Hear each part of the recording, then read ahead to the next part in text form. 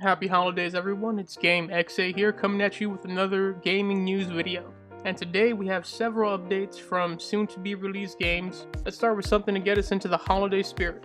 We have Devolver Digital just releasing their first public access holiday special, where they announced their holiday sale on Steam that should be live right now, where you'll be able to find many Devolver classics on the cheap, but also more recent releases like Cult of the Lamb.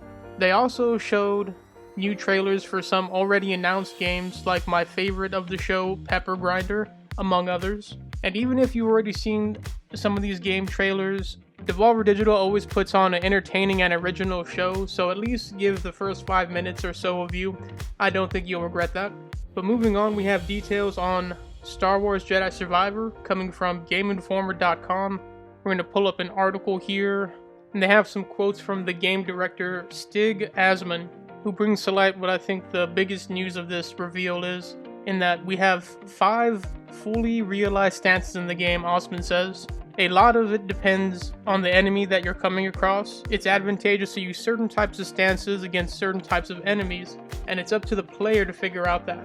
It requires the player to break down enemies and figure out what the best weapon of choice is. The stances include a dedicated dual blade option, a blaster and lightsaber wielded simultaneously, also a new heavy stance leveraging the crossguard style lightsaber made familiar by Kylo Ren. But more than just combat, they reveal that while you'll have some returning well-received characters like BD1 and Sarah Junda, Respawn is also introducing new faces, including a mercenary named Bodhi Akuna.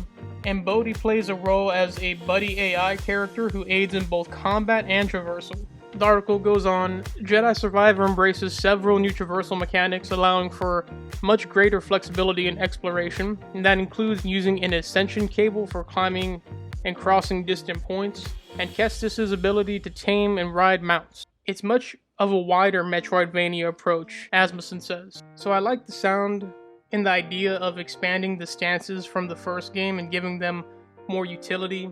The system of having specific stances strong against certain enemies reminds me a lot of Ghost of Tsushima's combat, which I also really enjoyed in that game.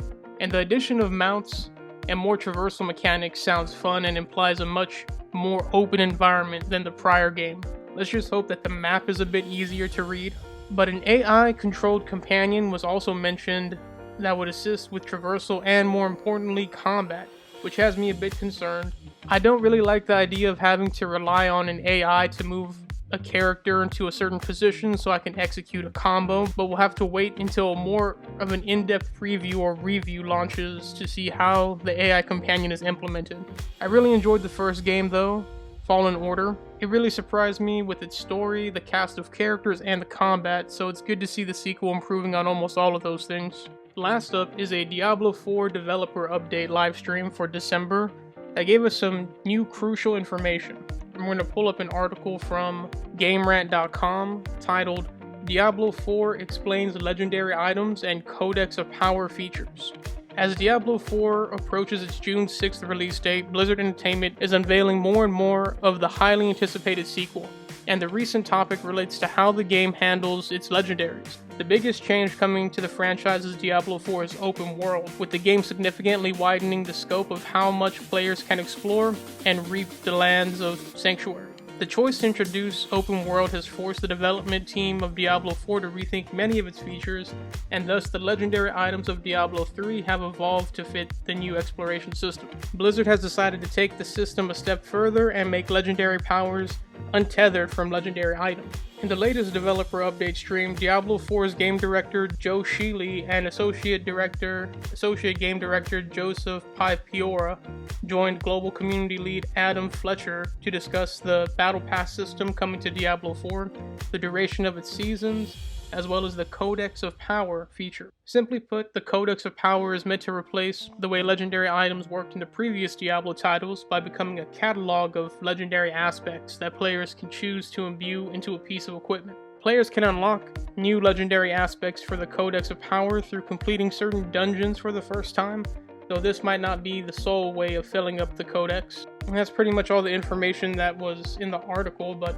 The ability to slot legendary effects into your equipment is a major game changer for sure, and sounds like it'll bring a ton of customization into how you can build your character. But I think the bigger piece of news was revealed in the live stream at about 12 minutes and 12 seconds into the stream. Associate Game Director Joseph Pipiora talks about a gameplay boost being offered in the Battle Pass, which can be accessed faster through the premium version of the Battle Pass, while attempting to emphasize that there is no pay for power or pay to win mechanics in the game. This sounds like a huge contradiction to me, and definitely has me less excited about the game now.